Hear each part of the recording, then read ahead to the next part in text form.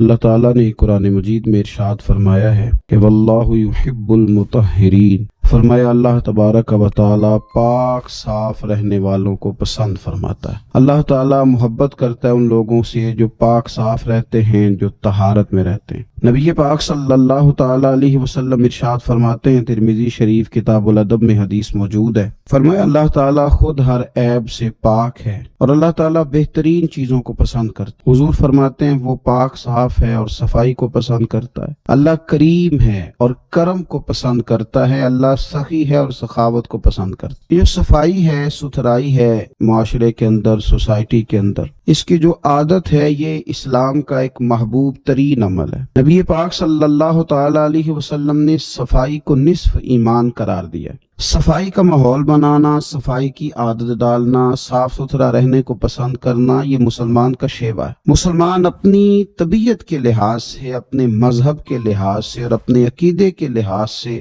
نفاست پسند ہوتا ہے۔ اس کے مزاج میں یہ بات شامل ہوتی ہے کہ کسی قسم کی کوئی بھی ناپاکی اور کسی قسم کی کوئی بھی نجس چیز اسے محبوب ہی نہیں ہوتی، وہ اچھا ہی نہیں جانتا۔ ہم یہ دیکھتے ہیں کہ ہماری سوسائٹی کے اندر، معاشرے کے اندر بہت زیادہ اس بات کی ضرورت ہے کہ صفائی کی طرف، ستھرائی کی طرف، نفاست کی طرف، طہارت کی طرف توجہ دی جائے۔ آنے والی نسل کو صاف ستھرے ماحول سے آگاہ کیا جائے اور انہیں شعوری طور پر یہ چیزیں سمجھائی جائیں کہ جو صفائی ہے نا، وہ ہمارے فقط سوسائٹی کا یا ہماری صحت کا یا ہمارے معاشرے کا نہیں، بلکہ ہمارے دین کا بہت بڑا حصہ ہے۔ ہم دیکھتے ہیں کہ بہت سارے لوگ ایسے ہیں جنہوں نے مختلف ناموں کے ساتھ اپنے آپ کو انہوں نے ملا کر کے صفائی سے اپنے آپ کو دور کر لیا ہے۔ کچھ لوگ کہتے ہیں فلاں بندہ بڑا سادہ ہے جی، بڑا سادہ آدمی ہے جی، اس کی سادگی کی کیا صورت ہے جی، وہ کپڑے نہیں بدلتا۔ تو یاد رکھیں، سادگی اور ناپاکی میں، سادگی اور گندگی میں فرق ہوتا ہے۔ وہ آدمی فلاں آدمی جی ملنگ آدمی ہے، کیا مطلب کئی کے دن منہ نہیں دھوتا؟ تو بھئی یہ اس کا ملنگ ہونا نہیں ہے، یہ اس کا ناپاک ہونا ہے، یہ اس کا ان چیزوں کو پسند کرنا ہے جن چیزوں کو شریعت پسند نہیں کر رہی۔ دیکھیں رسول پاک صلی اللہ تعالی علیہ وسلم کی زندگی میں جو چیزیں ہمیں بڑی زیادہ ملتی ہیں وہ یہ ہیں کہ حضور کا لباس سب سے زیادہ سادہ لیکن سب سے زیادہ پاک صاف، سب سے زیادہ نفاست والا، سب سے زیادہ حسین۔ آپ سادے کپڑے پہنے لیکن صاف ستھرے پہنے۔ آپ اپنی زندگی میں اٹھنے بیٹھنے میں سادگی کو اختیار کریں گے، لیکن پاکیزگی تو جزو ایمان ہے، پاکیزگی تو حسن ہے۔ ہم اپنی آنے والی نسل کو، آنے والے لوگوں کو یہ بات سمجھانا چاہتے ہیں کہ ایک تو پاکیزگی کے ساتھ زندگی مینج ہو جاتی ہے، مرتب ہو جاتی ہے، آپ ایک ترتیب کے ساتھ وقت گزارنے لگتے ہیں۔ آپ دفتر سے واپس آتے ہیں تو اگر آپ نے کپڑے اتار کر کے پھینک دیے، جوتے اتار کر کے پھینک دیے، تو وہ عادت بچوں کے اندر تبدیل ہو جاتی ہے۔ وہ بھی اسکول سے لوٹ کر کے آتے ہیں تو بیگ کو سمیٹ کر نہیں رکھتے، اسکول کے یونیفارم کو کسی مناسب جگہ پہ نہیں رکھتے۔ وہ پھر کیا کرتے ہیں کہ وہ بھی ہر چیز کو اسی طرح پھینکنے کے عادی ہو جاتے، نفاست پسند نہیں رہے۔ صفائی، ستھرائی، نفاست پسندی یہ دین ہے۔ میرے رسول کریم صلی اللہ تعالی علیہ وآلہ وسلم نے صفائی پر خاص توجہ دی۔ آپ دیکھیے حضور صلی اللہ علیہ وسلم کو اللہ تبارک و تعالی نے جو وجود دیا تھا اس میں سے خوشبو آتی تھی۔ حضور کا جسم نور پر مکھی نہیں بیٹھتی تھی۔ نبی پاک علیہ السلام تو جب دنیا میں تشریف لائے تو رب کریم نے اس وقت ہی محبوب کو سجا سنوار کے بھیجا تھا۔ سارا حسن، ساری تمانیت، سارا کچھ اللہ تعالیٰ نے اپنے محبوب علیہ السلام کو عطا کیا، لیکن دنیا میں ہماری تربیت کے لیے اللہ کے محبوب صلی اللہ تعالی علیہ وسلم ہمیشہ پاک صاف رہنے کو پسند کرتے، تلقین کرتے حضور صفائی کی۔ کھانے سے پہلے ہاتھ دھوتے حضور، کھانے کے بعد ہاتھوں کو دھوتے نبی پاک صلی اللہ علیہ وسلم۔ ہر نماز کے لیے تازہ وضو کرتے، ہر وضو میں حضور مسواک کو استعمال کرتے۔ حضور صلی اللہ تعالی علیہ وسلم کے جسم سے مستقل خوشبو آتی تھی، پھر بھی حضور خوشبو کو پسند کرتے۔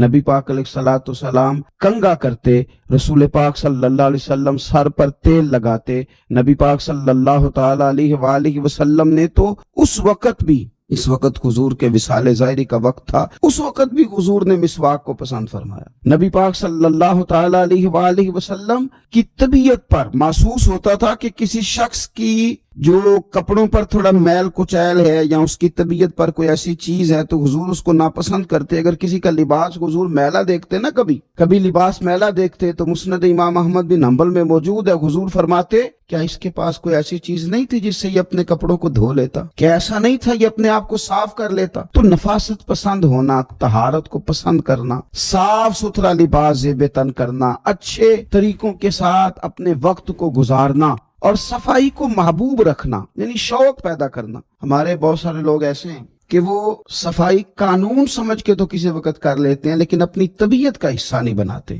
حضرت مولا علی شیر خدا کرم اللہ تعالی وجہ الکریم فرماتے ہیں کہ میں نے حضور کو وصال ظاہری پر غسل دیا، اور مولا کائنات شیر خدا کرم اللہ تعالی وجہ الکریم نے جب حضور کو غسل مبارک دے کے وصال کے بعد دیکھا تو وہ نفاست حضور کے چہرے پہ، وہ صفائی حضور کے پیکر نور پر، وہ خوبصورتی کہ کہیں کسی چیز کا شائبہ تک نہیں. تو حضرت مولا علی شیر خدا قربان جائیں، ابن ماجہ کے لفظ ہیں، حضرت علی شیر خدا رضی اللہ تعالیٰ نے وہ کیفیت دیکھ کے کہنے لگے میرے ماں باپ آپ پہ قربان ہو جائیں، میرے ماں باپ یا رسول اللہ آپ پر قربان ہو جائیں، فدا کا ابی و امی یا رسول اللہ. آپ تو اپنی حیات ظاہرہ میں بھی بڑے پاک صاف تھے، اور حضور تشریف لے جا رہے ہو تو پھر بھی بڑے پاک صاف ہی دکھائی دے رہے، پھر بھی طہارتیں آپ پر قربان ہو رہی ہیں، حضور پھر بھی پاکیزگیاں قربان ہو رہی ہیں، اس وقت بھی آپ اتنے زیادہ نفاست پسند دکھائی دے رہے. تو اپنی طبیعت کا حصہ بنائیں، صفائی کو مزاج کا حصہ بنائیں. آپ کو گھینا ہے،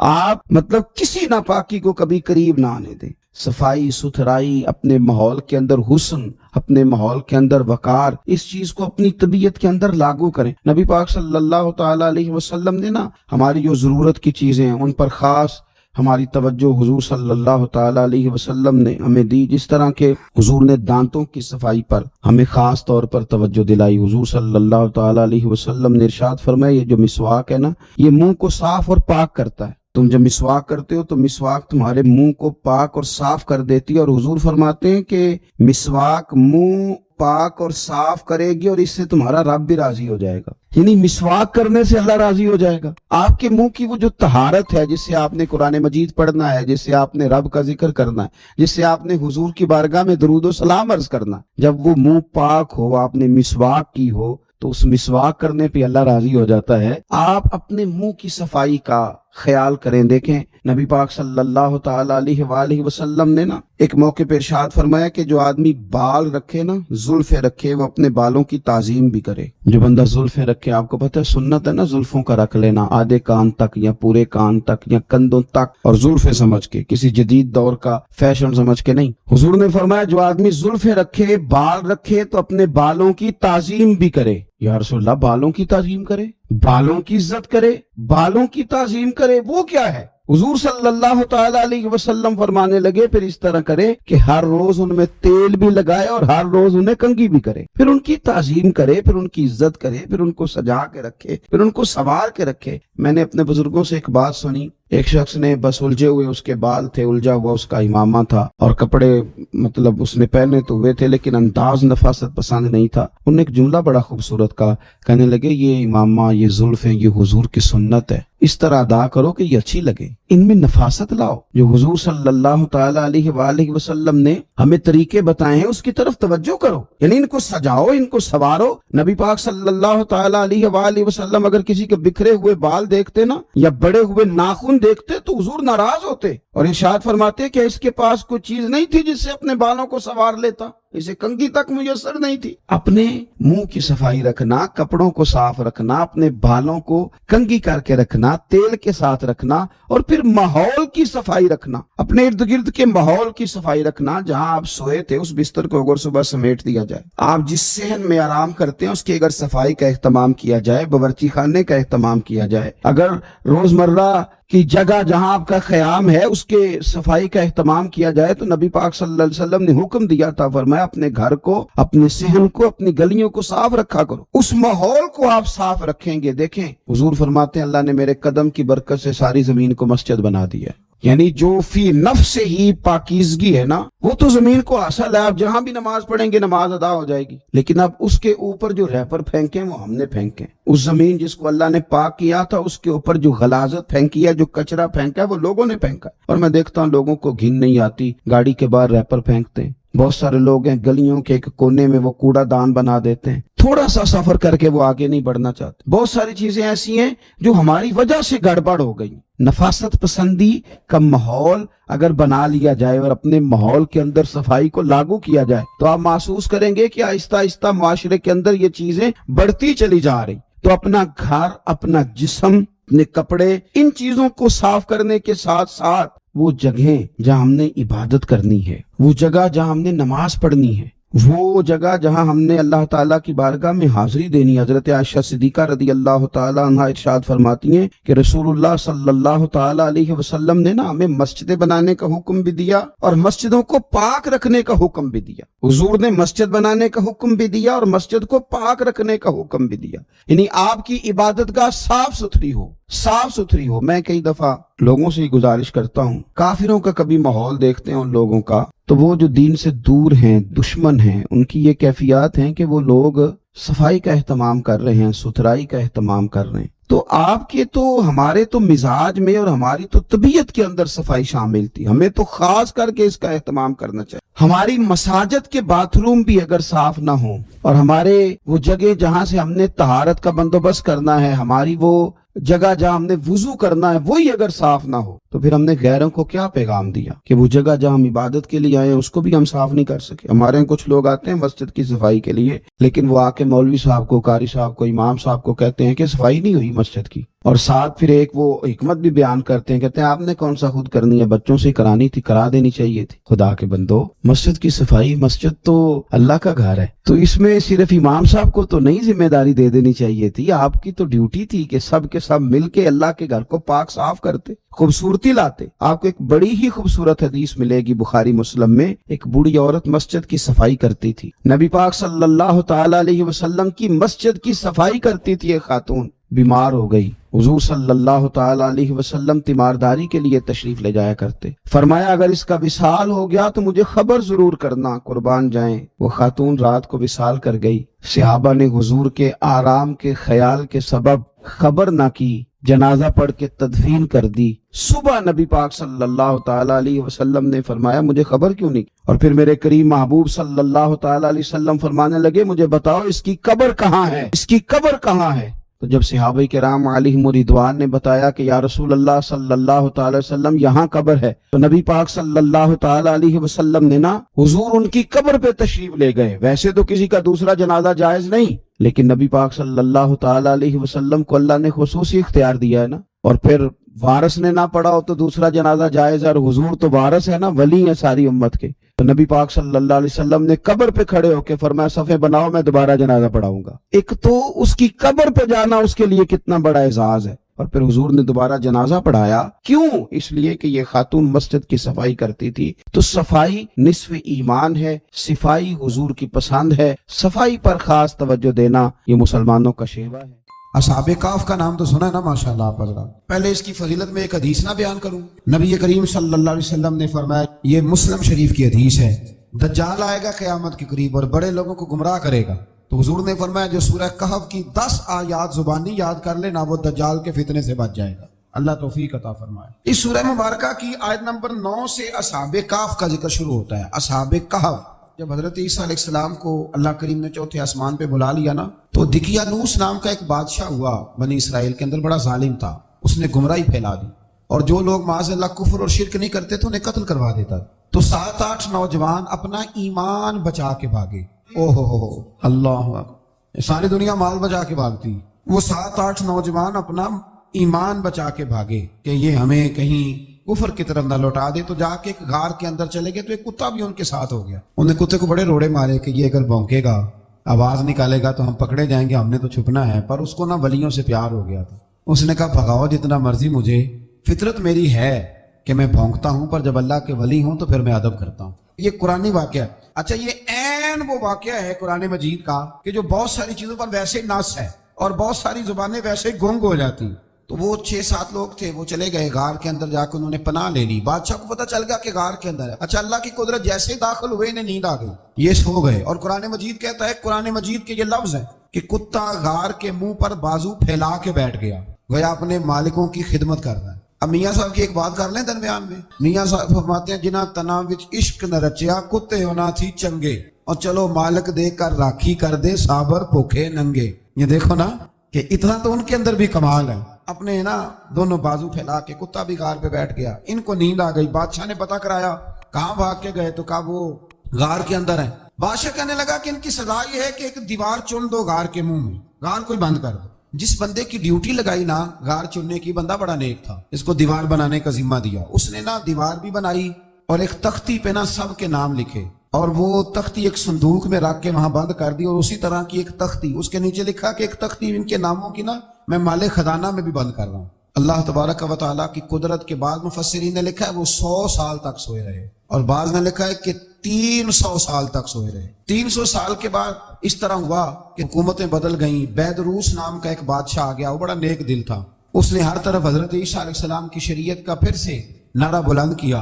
अब ना कुछ लोग ऐसे थे जो मुनकर हो गए थे कि मरने के बाद दोबारा कैसे उठेंगे। बादशाह एक दिन उजरे में गया, जाके दुआ मांगी, या अल्लाह कोई ऐसी बात दिखा जिससे लोगों का ईमान पक्का हो जाए। इस तरह के भी बादशाह हुआ करते। तो रब करीम ने कहा मैंने तो पहले एक राज छुपा के रखा हुआ है, खोल देते हैं। उसने दुआ मांगी और इधर क्या मामला हुआ, एक चरवाहा बकरियां चराने वाला वहां से गुजरा। उसने सोचा ये दीवार है, अगर इसका मुंह खोल लूं ना कभी तो मेरी बकरियां यहाँ थोड़ा सा धूप के अंदर सस्ता लिया करेंगी। उस चरवाहे ने क्या किया कि उसने वो दीवार गिराई ताकि मेरी बकरियां अंदर जाया करें। वो दीवार गिराई तो उसने अंदर 6-7 लोग सोए हुए देखे और कुत्ता भी सोया हुआ देखा। अल्लाह तबारक व तआला अपनी कुदरत से, अपने फजल से उनकी करवटें भी बदलता रहा। अपनी कुदरत से एक तरफ इंसान पड़ा रहे ना तो आज़ा गल जाते हैं, उनकी करवटें भी बदली जाती, मुनासिब रोशनी भी दी जाती, हरारत भी। उसने दीवार गिराई तो उनकी आंख खुल गई, एक दूसरे से कहने लगे आज तो बड़ी गहरी नींद सोए हैं यार, आज तो लंबी नींद पूरी कर ली, चलो भूख बड़ी लगी है, एक दोस्त को भेजो। ये सारा वाकया कुरान मजीद में मौजूद है, मैं अपने लफ्जों में बयान कर रहा हूँ। जाओ एक दोस्त को भेजो बाजार से ना खाना ले आए, पैसे वही 300 साल पुरानी करेंसी। वो जब नान भाई की दुकान पे गया ना सामान लेने, उसको पैसे दिए तो नान भाई ने हाथ पकड़ लिया, कहने लगा मियाँ तू किधर से आया, ये कौन से पैसे? उसने कहा पैसे काहे के, मैं भी सोच रहा हूँ कि हालात बदले बदले हैं, सारे हजरत ईसा का कलमा पढ़ रहे हैं, माहौल और है। उसने कहा तेरे हाथ कोई खजाना लग गया, ये तो हम नाम सुनते थे कि यहाँ को दिकियानूस नाम का बादशाह है, कोई खजाना, बता कहाँ से लिए। शोर हुआ, हाकिम शहर तक खबर पहुंची, बादशाह तक पहुंची। उसने बताया कि भाई हम तो दिकियानूस के डर से भागे हैं, कल भागे हैं या आज सवेरे, इतना ज्यादा हमें पता नहीं, कल या आज सवेरे बस ना, इतना सा हमें याद है कि हम गए थे। बहरहाल लोग जमा हो गए, इकट्ठे हो गए, गार तक पहुंचे। अब जो गार के अंदर थे वो पता कहते कहते लगता है हमारा दोस्त पकड़ा गया है। तो पकड़ा गया है तो बंदे जमा हो, वो अंदर डर रहे थे, तस्बीह कर रहे थे, अल्लाह को याद कर रहे थे। इधर ये पहुंच गया जब उन लोगों ने ये जीता जागता रब के फजल का नमूना देखा और बादशाह ने कहा कि ये क्या है। संदूक खोला तो उसके अंदर वो तख्ती लिखी थी कि ये इनके नाम है, ये दिकियानूस से डर के भागे हुए हैं, यहाँ ये सो रहे हैं और इसी की एक तख्ती मैंने फलां जगह भी दफन किया, वो तख्ती भी वहां से निकल आई। अब सब लोगों की आंखों में आंसू आए और सब कहने लगे ला इलाहा इल्लल्लाह, ला इलाहा इल्लल्लाह, ला इलाहा इल्लल्लाह। सब कहने लगे इन्नल्लाह अला कुल्ली शैइन कदीर। जब उनकी बात पूरी हो गई, लोगों के ईमान पुख्ता हो गए, असहाबे काफ कहने लगे कि हमें अब इजाजत है, हम फिर दोबारा गार में जाते हैं। वो गार में गए तो रब ने फिर उन्हें मौत अता फरमाई, नींद अता फरमाई, तोहफा दिया। बादशाह ने फिर उसके आगे दीवार बनाई और वहां बादशाह ने एक मस्जिद तामीर करा दी, लोग जियारत करने जाते। ये असहाबे काफ का जिक्र है। अब यहाँ हमारे मुफस्सिरीन ने लिखा है कि वो जो कुत्ता था ना वो भी साथ ही था। अल्लाह कयामत वाले दिन उसे इंसानी, या तो इंसानी शक्ल मिलेगी या जैसे रब का फजल होगा रब करीम उसे भी जन्नत अता फरमाएगा। उसने तबलीग की, दीन की, उसने क्या किया, तबलीग की, नमाजें पढ़ी, रोजे रखे, आज किया, 10 होते सही उस कीता की। असी आखिए ना खुदा के फजल से हम पर है साया गौसे आजम का, हमें दोनों जहां में है सहारा गौसे आजम का। लोग परेशान हो जाते हैं, कहते हैं किस तरह की बात करते हो। तो मैंने कहा असल में तेरा अकीदा कच्चा है, वहां तो कुत्ता चला जाए वली के पास तो रब उसे जन्नत दे देता है, तो जीगता जाता मोमिन जाए तो अल्लाह क्यों फजल नहीं फरमाता। इससे आगे ना फिर आयत नंबर 32 है, इसमें अल्लाह तबारक व तआला ने 2 लोगों का वाकया बयान किया है। फरमाया एक शख्स के अंगूरों के बागात थे और चारों तरफ से उन्हें खजूरों के दरख्तों ने घेर रखा था और दरमियान में खेती भी थी और बीच में दरिया भी बह रहा था और इन बागात में बहुत उम्दा फसल दी। एक दिन ये शख्स अपने साथी से कहने लगा मेरा माल और अफरादी कुव्वत तुमसे ज्यादा है, मुझे यकीन है कि ये बाग कभी बर्बाद नहीं होगा। अव्वल तो मुझे कयामत का यकीन ही नहीं माज़अल्लाह, लेकिन अगर कयामत आई तो मुझे वहां से भी बेहतर माल मिलेगा। इसके दूसरे साथी ने कहा तू अपनी असल को भूल गया है और तूने अपने खालिक की नाशुक्री की जो कि वहदहु ला शरीक है। अगर तुमने बाग में दाखिल होते वक्त माशाअल्लाह ला कुव्वता इल्ला बिल्लाह कह दिया होता तो ये तुम्हारे हक में बेहतर होता।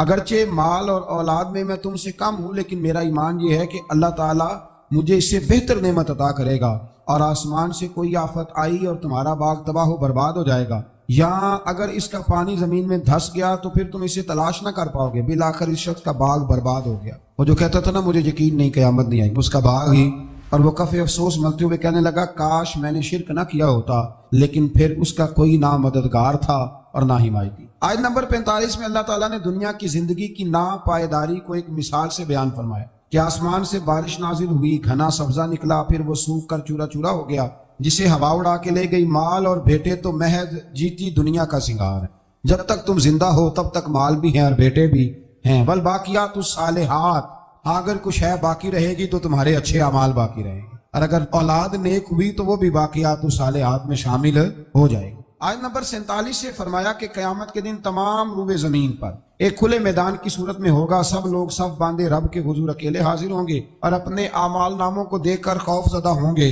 کہیں گے ہائے افسوس، اس اعمال نامے کو کیا ہوا، اس نے نہ کوئی صغیرہ گناہ چھوڑا نہ کبیرہ، مگر سب کو شمار کیا۔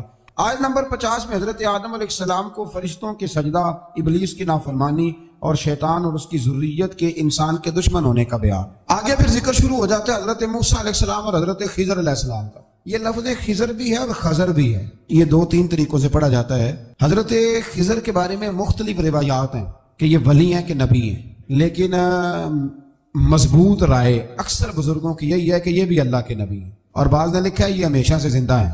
یہ دو اللہ کے نبی حضرت الیاس علیہ السلام اور حضرت خضر علیہ السلام، یہ دونوں ہر سال حج میں بھی جاتے ہیں، کیونکہ ایک روایت ملتی ہے کہ محبوب کریم علیہ السلام حج پہ گئے تو فرمایا میں الیاس اور خضر کو پہاڑوں سے اترتے ہوئے دیکھ رہا ہوں۔ تو جن کو اللہ نے کھلی آنکھیں دی ہوتی ہیں پھر انہیں زیارت بھی ہوتی ہے، انہیں یہ نظر بھی آتے ہیں۔ حضرت خضر علیہ السلام کو اللہ نے علم لدنی عطا فرمایا۔ یہ علم لدنی اللہ جس کو اپنے پاس سے عطا کر دے اس کو علم لدنی کہتے ہیں۔ حضرت موسیٰ علیہ السلام ایک دن تقریر کرتے ہوئے کسی نے پوچھا کہ آپ سب سے بڑے عالم ہیں، فرمایا الحمدللہ۔ تو اللہ کریم نے فرمایا نہیں ہے موسیٰ کلیم، آپ سے بڑے بڑے بھی ہیں، ہمارے یہاں مسئلہ ہے، پا نہ پڑی، اور لوگ مناظرہ کرنے آتے ہیں۔ کئی دفعہ لوگ نا مسئلہ بتاتے ہیں تو میں کہتا ہوں جناب آپ نے بتا دیا کہ اب آپ نے حکم کرنا ہے۔ کبھی کبھی کچھ لوگ ایسی باتیں کرتے ہیں وہ جی آپ ایک بندے کا نام لیتے ہیں ذکر کرتے ہیں، تو میں نے کہا چلو ہم نے بھی کہیں کچھ پڑھا ہی ہوگا نا تبھی تو ذکر کرتے ہیں، لیکن جو آتے ہیں نا لوگ وہ مشورہ تو ہمارے دور میں ہے ہی نہیں، جس نے جو لائن پڑھ لیا ہے وہ اس میں پکا ہو گیا، سارا نہیں نہ پڑھا، سارا پڑھے پھر بات سمجھ میں آتی ہے۔ حضرت موسیٰ کلیم اللہ کے نبی ہیں اور کیا بات ہے ان کی، اور یہ بھی اللہ کا فضل ہوا حضرت موسیٰ نے یہ بات کی تبھی تو ہمیں اتنی شاندار حکمتوں کے پھول ملے، یہ بھی حضرت موسیٰ کا ہی کمال ہے۔ تو حضرت موسیٰ نے کہا کہ اے اللہ وہ جو مجھ سے بڑا ہے عالم ہے وہ کہاں ملے گا جس سے میں حکمت کی بات سیکھوں؟ تو فرمایا جہاں مجمع البحرین ہے نا، دو دریا ملتے ہیں، وہاں وہ ملے گا۔ حضرت موسیٰ کلیم سے اللہ نے فرمایا کہ جاؤ جہاں دو دریا ملیں گے نا وہاں تمہیں وہ شخص ملے گا۔ تو یا اللہ میں کس طرح؟ فرمایا زادرہ ساتھ لے جاؤ، کھانے پینے کا سامان۔ حضرت موسیٰ کلیم لے گئے، مچھلی بھی لے گئے۔ فرمایا یہ مچھلی جہاں تمہارے برتن سے نکل کے دریا میں داخل ہو وہاں دریا میں شگاف پڑ جائے، وہاں وہ تمہیں شخص ملے گا۔ حضرت موسیٰ نے اپنے خادم حضرت یوشع بن نون علیہ السلام کو بھی ساتھ لیا، یہ بعد میں حضرت موسیٰ علیہ السلام کے جانشین ہوئے۔ یہ دونوں سفر پہ نکل گئے، ایک جگہ پہ پہنچے جہاں پہاڑ تھا، ساتھ دریا بھی تھا، اس کے نیچے آرام کرنے لگے۔ حضرت موسیٰ کلیم سو گئے تو یوشع بن نون علیہ السلام موجود تھے، مچھلی جھٹ سے نکلی، دریا میں داخل ہو گئی، وہاں راستہ بھی بن گیا۔ اب اٹھے حضرت موسیٰ کلیم، جب اٹھے تو فرمایا چلو چلیں، تھوڑا آگے جا کے فرمایا بھوک لگ رہی ہے کھانا تو نکالو۔ انہیں یاد آیا، کہنے لگے حضور مچھلی تو دریا میں چلی گئی تھی۔ فرمایا تو نے بتایا ہی نہیں، وہی تو ہماری منزل تھی جہاں مچھلی دریا میں گئی۔ پھر وہاں سے واپس آئے قدموں کے نشانوں پہ، وہاں پہنچے جہاں مچھلی گئی تھی، تو وہاں ایک شخص لیٹا ہوا تھا چادر لے کے۔ آپ نے سلام لی تو انہوں نے کہا وعلیکم السلام یا موسیٰ کلیم اللہ۔ تو آپ نے فرمایا آپ کون ہیں؟ فرمایا میں وہی ہوں جس کو آپ تلاش کر رہے ہیں۔ تو فرمایا آپ نے مجھے کیسے پہچانا؟ فرمایا جس رب نے تمہیں بھیجا ہے نا اس نے ہی مجھے بتایا ہے کہ موسیٰ آ رہے ہیں۔ اب حضرت خضر نے جو کچھ فرمایا وہ بڑا شاندار ہے۔ فرمایا موسیٰ کچھ باتیں ایسی ہیں جن کا آپ کو علم ہے اور مجھے نہیں، اور کچھ ایسی ہیں جن کا مجھے علم ہے اور آپ۔ اللہ اکبر، یہ کبھی ہماری سمجھ میں بات آ جائے، یہ کبھی سمجھ میں آ جائے، کچھ باتیں ایسی ہیں جس کا مجھے علم ہے، اور یہ بڑے بڑے سیانے بندے نہیں مانتے، بڑے بڑے میں عالم ہوں جی، تو آپ عالم ہیں میاں ایک شعبے کے، لیکن بہت سارے دنیا میں شعبے ہیں نا، دین کے عالم کا درجہ سب سے بڑا ہے، لیکن قانونی مشاورت کرنی ہے تو آپ وکیل سے کریں، گاڑی کے بارے میں پوچھنا ہے تو کسی مکینک سے پوچھیں، لیکن آپ بن کے نہ بیٹھ جائیں۔ فرمایا جس کا آپ کو علم ہے مجھے نہیں، اور جس کا مجھے علم ہے ان میں سے آپ کو نہیں۔ تو کہا میں پھر آپ کے ساتھ رہنا چاہتا ہوں اور میں وہ سیکھنا چاہتا ہوں جو آپ بتا رہے ہیں۔ تو حضرت خضر فرمانے لگے صبر کر لیں گے میرے ساتھ، یہ سب سے مشکل کام ہے، یعنی ہر بات کی تو یہاں لوگوں کو وضاحت چاہیے۔ کھانسے بھی تو آپ کو بتانا پڑے گا کھانسے کیوں، ہنسے بھی تو آپ کو بتانا پڑے گا ہنسے کیوں۔ بے بزرگ ہیں، بزرگوں کی باتوں میں حکمتیں ہوتی ہیں، لیکن ہم حکمت کی طرف جانے کو تیار نہیں ہوتے، ہمیں تو فوری طور پہ جواب چاہیے، حل چاہیے۔ حضرت موسیٰ علیہ السلام جناب خضر کے ساتھ چلے، فرمایا صبر کروں گا، میں چلتا ہوں آپ کے ساتھ۔ دریا کے قریب گئے کشتی میں بیٹھنے کے لیے، تو کشتی والوں نے حضرت خضر کو پہچان لیا، بغیر کرائے کے سوار کرایا، اور جب پار اترنے لگے تو حضرت خضر نے کشتی کا ایک تختہ ہی توڑ دیا۔ حضرت موسیٰ کہنے لگے یہ آپ نے کیا کیا؟ انہوں نے نیکی کی، آپ نے تختہ توڑ دیا۔ فرمایا آپ کو کہا تھا نا آپ نے صبر نہیں کرنا۔ فرمایا چلو میں صبر کروں گا۔ تھوڑا آگے گئے تو ایک نوجوان لڑکا، ابھی چھوٹی عمر ہے، وہ ملا۔ حضرت سیدنا خضر علیہ السلام نے اسے قتل ہی کر دیا۔ فرمانے لگے آپ نے قتل ہی کر دیا؟ ایک قرآن مجید ہے بھائی، میں کبھی کبھی سوچتا ہوں یہ ہم کسی درویش کی بات سناتے تو بندے ہٹ جاتے، فتوے نکلتے کہ نہ نکلتے؟ میرا خیال ہے ہر مسجد سے نکلتے، اور فتوے ایک جتنے مسجد میں نمازی ہوتے سب کے ہاتھوں میں فتوے ہوتے۔ قتل کر دیا، قتل ہی ہو گیا بندہ۔ تو حضرت سیدنا موسیٰ علیہ السلام فرمانے لگے آپ نے قتل ہی کر دیا۔ فرمایا میں نے کہا تھا نا آپ نے صبر نہیں کرنا۔ آپ فرمانے لگے چلو اگر اب میں بولا نا تو بے شک آپ مجھے علیحدہ کر دیجیے گا۔ حضرت موسیٰ کلیم اب بولا تو علیحدہ کر دے۔ ایک بستی میں داخل ہوئے، بستی کے لوگوں سے پانی مانگا تو انہوں نے پانی بھی نہ دیا، آرام کرنے کو جگہ بھی نہ دی، پر وہاں ایک دیوار گر رہی تھی، حضرت خضر علیہ السلام نے سیدھی کرنی شروع کر دی، ساری دیوار بنائی۔ تو حضرت موسیٰ کہنے لگے کن لوگوں کی خدمت کر رہے ہو جنہوں نے پانی بھی نہیں دیا، جنہوں نے پانی تک نہیں پوچھا؟ فرمانے لگے بس بھیا آپ نے وعدہ کیا تھا کہ اب بولیں گے تو بے شک علیحدہ کر دینا، آپ بولیں اب آپ کا اور میرا ساتھ زیادہ نہیں چل سکتا، آپ بولیں۔ جو بول پڑے نا غلامی کرے تو رستے لمبے چلتے ہیں، اور جو بولے نا جس کو وضاحتیں چاہیے ہو وہ غلام نہیں ہوتا، اس کے ساتھ پھر باتیں لمبی۔ ہاں تو آنکھ بند کر کے چل، ہاں آزم جاتے لائیے ہی نہ تجھے لائیے تھے، پھر آنکھ بند کر کے پیچھے چل کے بات ختم ہو گئی۔ حضرت خضر علیہ السلام نے جب کہا نا کہ اب آپ کا وعدہ ختم ہو گیا، فرمایا میں آپ کو جانے سے پہلے حکمت بتاتا ہوں، یہ وہ علم ہے جو اللہ نے مجھے اپنے پاس سے عطا فرمایا ہے، یہ وہ ہے جو علم لدنی ہے۔ کہا جناب کیا مطلب؟ فرمایا وہ جو میں نے تختہ توڑا تھا نا، تو یہ مسکین بچے ہیں جن کی کشتی تھی، تو دریا کے اس پار بادشاہ کھڑا تھا، وہ جو صحیح صحیح کشتیاں ہوتی تھی قبضے کر لیتا تھا، اور جو تھوڑی سی ٹوٹی پھوٹی ہوتی تھی نا وہ چھوڑ دیا کرتا تھا، تو میں نے تھوڑی سی کشتی ان کی اس لیے توڑ دی ہے تاکہ دیکھے گا تو چھوڑ دے گا، اس لیے میں نے بھلا کیا ہے۔ اور فرمایا وہ جو بچہ میں نے قتل کیا نا وہ شروع سے ہی کفر کا دل دادا تھا، اس کے ماں باپ نیک تھے، اگر بڑا ہوتا جوان ہوتا تو ہو سکتا ہے ماں باپ کو بھی کفر میں مبتلا کر دے، اب اس کے بدلے اللہ انہیں صالح بیٹا عطا فرمائے گا، تو یہ بھی میں نے اللہ کے دیے ہوئے علم سے کیا۔ اور فرمایا یہ جو دیوار میں نے نبی ہو کے یا ولی ہو کے مزدوری کر کے دیوار بنائی ہے نا، اللہ اکبر، فرمایا یہ دیوار عام لوگوں کی نہیں، یہ یتیم بچوں کا خزانہ ہے دیوار کے نیچے، یہ گر جاتی تو خزانہ ظاہر ہو جاتا، اور بچائی اس لیے ہے کہ وَكَانَ أَبُوهُمَا صَالِحًا، ان بچوں کا باپ نیک آدمی تھا، ان کا باپ قاضی ثناء اللہ صاحب پانی پتی فرماتے ہیں ڈائریکٹ باپ نہیں تھا، 7ویں نسل میں جا کے باپ بنتا تھا۔ سن لیں یہ بھی بات، ایک بندہ نیک ہو تو اس کی 7 نسلوں تک رب خزانوں کی بھی حفاظت فرماتا ہے۔ اب آپ اندازہ فرمائیں کہ بات کتنی دور تک جاتی ہے۔ بزرگوں کی باتوں میں نا حکمتیں ہوتی ہیں، دانائیاں ہوتی ہیں۔ یہ طریقت کے جو لوگ ہوتے ہیں انہیں سبق یہ دیا جاتا ہے کہ آمنا و صدقنا، ماننا ہے اور تصدیق کرنی۔ ہمارا معاملہ یہ ہے کہ یہاں وضاحت دینی پڑتی، وہ جی وہاں کیا ہوا تھا، وہ جو گاڑی آپ کے پاس ہے تو وہ کہاں سے آئی، تو وہ جو کل آپ نیا جوڑا پہن کے آئے تھے تو وہ کدھر سے آیا۔ تو جو لوگ وضاحتیں مانگتے ہیں وہ اپنے نہیں ہوتے، ان کا غلامی کا رشتہ نہیں ہوتا۔ حبیب اور ہوتا ہے، شریک اور ہوتا ہے۔ شریک وضاحتیں مانگتے ہیں، حبیب محبت کرتے ہیں۔ ہمارا آج سب سے بڑا المیہ یہ ہے، سب سے بڑا، کہ ہم کسی حکمت کے تحت کوئی بندہ اگر کوئی کام کر رہا ہے تو مجبوری ہے کہ ہمیں وہ حکمت بتائی جائے، ایسا نہ کریں۔ یہ طریقہ حضرت غوث اعظم رضی اللہ تعالیٰ عنہ، حضور غوث پاک رضی اللہ تعالیٰ عنہ کو ایک شخص ملنے آ گیا، ملا علی قاری نے لکھا ہے، آپ کے ایک مرید نے کہا چل میرے پیر سے ملنے، کہنے لگا میں نہیں جاتا ملنے کسی پیر شیر سے، کہا نہیں آؤ تو صحیح۔ وہ آیا نا تو اس نے دیکھا کہ 50 گھوڑے عربی نسل کے کھڑے ہیں غوث پاک کے دروازے، موٹے تازے چوڑے عربی نسل کے گھوڑے۔ اس کے ذہن میں خیال آیا، کہنے لگا یار سواری کے لیے اگر رکھے ہیں تو ایک بھی کافی تھا، 50 کی کیا ضرورت تھی؟ اللہ اکبر۔ اب واقعی 50 کھڑے تھے، مرید کے پاس جواب ہی کوئی نہیں تھا، کہنے لگا یار پتا مجھے بھی کوئی نہیں، لیکن حضرت صاحب نے رکھے ہیں تو حکمت ضرور کوئی ہوگی۔ اللہ اکبر۔ وہ چلے گئے واپس، وہ روز تنقید کرتا، کیسا تیرا پیر ہے 50 گھوڑے رکھے ہوئے، کیسے تیرا پیر ہے 50 گھوڑے رکھے ہوئے۔ کچھ دن گزرے تو ملا علی قاری کہتے ہیں وہ اعتراض کرنے والے کے پیٹ میں کوئی تکلیف ہوئی، بغداد کے سب سے بڑے طبیب کے پاس گیا، اس نے کہا تیرا تو جگر تباہ ہو گیا ہے، عربی نسل کا ایک گھوڑا چاہیے، اس کو ذبح کریں گے، اس کا جگر نکالیں گے، اس کی دوائی بنا کے تجھے کھلائیں گے، اور 50 گھوڑے ہوں گے تو بچے گا۔ اب پریشان ہو گیا، کہنے لگا گھوڑے ہیں تو صحیح، پر جو میں حال کر رہا ہوں گا گھوڑے تو نہیں ملیں گے، میرا تو جوتوں والا کام ہے، وہ شاید مل جائیں۔ لیکن جب انسان مرنے لگتا ہے تو پھر اس کو ڈوبتے کو تنکے کا سہارا۔ اپنے دوست کے پاس گیا، کہنے لگا چل تیرے پیر کے پاس چلیں۔ اس نے کہا تجھے نہیں لے کے جانا، تو تنقید کرتا ہے، کہتا ہے ایک دفعہ چاہیے کیا، کہا گھوڑے، کہنے لگا تیرے لیے رکھے ہیں کوئی، جا دوڑ جا، میرے حضرت صاحب کی ضرورت کیا ہے۔ لیکن جب غوث आजम की खानका में दाखिल हुए ना तो हुजूर गौसे आजम उठ के मिले, अल्लाह वाले दिलों में बातें नहीं रखी, माथा चूमा और फरमाने लगे मियाँ तो एक दिन ना मेरी गली से गुजर रहा था तो मेरी तेरे ऊपर नजर पड़ी, तो मुझे नजर आया तो बीमार होगा और तेरा इलाज अरबी नस्ल के 50 घोड़ों की वजह से होगा, तो मैंने तेरे लिए ला के खड़े किए हुए हैं, तेरे लिए ही खड़े किए हैं। अब तू ना घर भी ले जाने की जरूरत नहीं, चारा भी मेरे मुरीद ही डाल दिया करेंगे। तो इस तरह करना, रोज आना एक घोड़ा ले जाना, फिर अगले दिन आना तो दूसरा।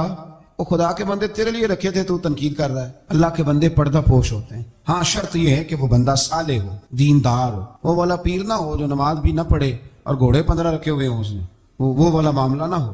तो मेरे अजीज ये याद रखें कि अल्लाह तबारक व तआला का बंदा जब आपका रूहानी इलाज करता है ना, रूहानी इलाज से मतलब जादू टूने का इलाज नहीं, रूहानी इलाज वो होता है कि मेरे गुनाहों का इलाज होता है, असद बुग़्ज़ कीना अदावत ये निकल जाए। तो वो कुछ ऐसे नुस्खे बताता है जो समझ में मुरीद की नहीं आते, लेकिन वो जरूरी होते हैं। उन्हीं नुस्खों को इस्तेमाल करने से इंसान का फायदा होता है। जी करने वाले लोग हमेशा कामयाब रहते हैं। वो माँ बाप के आगे करें, उस्ताद के आगे करें, शेख के आगे करें। और जिनको वजाहतों की जरूरत होती है, हाँ एक शरी बात जरूर है, वो जरूर सुन लें। अगर आपको कहीं कुछ शरी कबाहत नजर आए, कुरान और सुन्नत से टकराती हो, तो वह आप पर फर्ज है आप अपने मुर्शिद से पूछें। कितनी बड़ी बात कर रहा हूं, यानी जो चीज कुरान और सुन्नत से टकरा रही हो उसकी वजाहत तलब करना जरूरी होता है। और जो दीन से ना टकराए उस पर आप वजाहतें पूछते हैं, तो फिर इसका मतलब है कि आप इलाज कराने में संजीदा नहीं है। अल्लाह ताला कुरान मजीद को समझने की। मुख्तलिफ सूरतों के ना मुख्तलिफ फजाइल नबी पाक ने बयान फरमाए। हजरत अली मुर्तदा शेर खुदा रदी अल्लाह ताला अन्हु फरमाते हैं कि नबी पाक अलैहिस्सलाम ने फरमाया हर चीज की एक दुल्हन होती है। दुल्हन बीवी के मानों में नहीं, दुल्हन सजी हुई चीज को कहते हैं। अरब के अंदर दुल्हन है सजी। फरमाया हर चीज की एक दुल्हन होती है। तो फरमाया कुरान की दुल्हन सूरह रहमान है, ये सजी हुई सूरत है ये ना। और अल्लाह बार बार कहता है, बार बार फबिय्यि आलाई रब्बिकुमा तुकज़्ज़िबान। और इंसान तो अपने रब की कौन कौन सी नेमत को जुटलाएगा। पलट के देख तो सही, तू अपने आप को देख ले, अपनी आंखें ही देख ले, अपना घर ही देख ले। तू गौर तो करना जरा।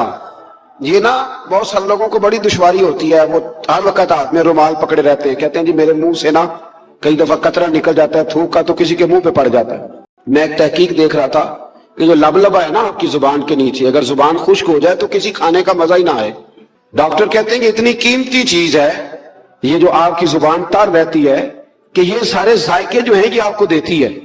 अगर कभी जुबान पक जाए ना तो अच्छी तरह पकी हुई चीजें भी मजा कोई नहीं देती, बल्कि जलती रहती है हर शय। अल्लाह ने जो बनाया है ना, जहां बनाया है कमाल ही बना दिया है। और फरमाते फबिय्यि आलाई रब्बिकुमा तुकज़्ज़िबान, अपने रब की कौन कौन सी, तू कहां जाएगा। और शुरू कहां से किया, फरमाया अर्रहमान अल्लमल कुरान। फरमाया रहमान ने अपने हबीब को कुरान सिखाया है।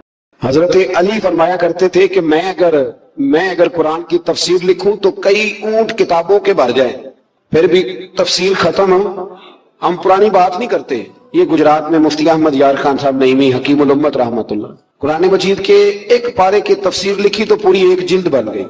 अभी पिंडी के वो आलिम हयात हैं जो कहते हैं कि एक पारे की एक जिल्द नहीं, एक पारे की तो 3-4 जिल्दें बन जाती।